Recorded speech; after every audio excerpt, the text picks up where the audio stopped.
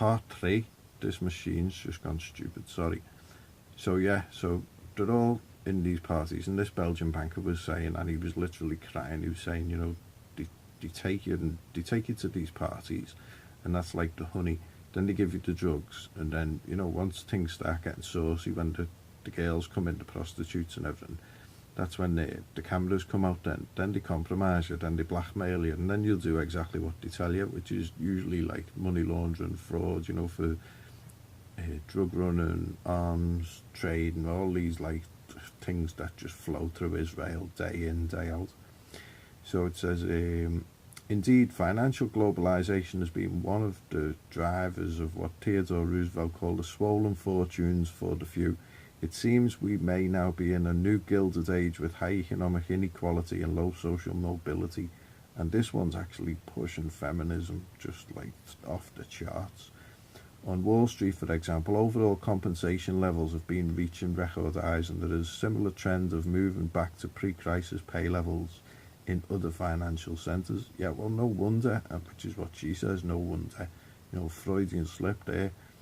Freaking out, they're looting the place beyond you just wouldn't imagine. I mean, the regeneration schemes, the whole of China is just built on a steroid. Come on, they're invading Africa now, trying to like return the investment to all the pension schemes from Africa back into the American slush funds, because like China has got all the clout now from Israel, because you know, whoever controls the credit button controls the flow of money, and they've given it all into China and India in some aspects. But I think that's what that kick-off with Pakistan was recently, to pull the Indian nationalists back in and tell them that, you know, if you want to be on the Israeli train, then Israel first.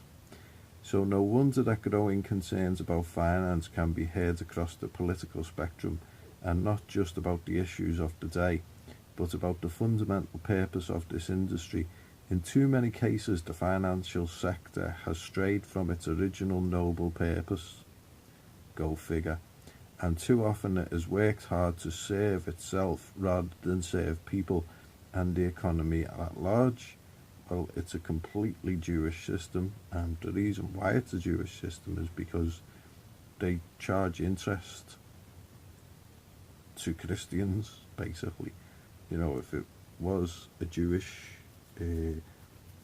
Christian one, they couldn't charge interest, but because it is Jewish, the Christian governments, so-called Christian governments, allow it to go on, which all ties in with what's called the Shetar, you know, where the king is said to own the Jews and they're his property and no one can touch them, so he can tax them as much as he wants, and they can go out and do loans and charge whatever interest that they want, like the payday loans and such, and car loans and mortgages. And you know, if you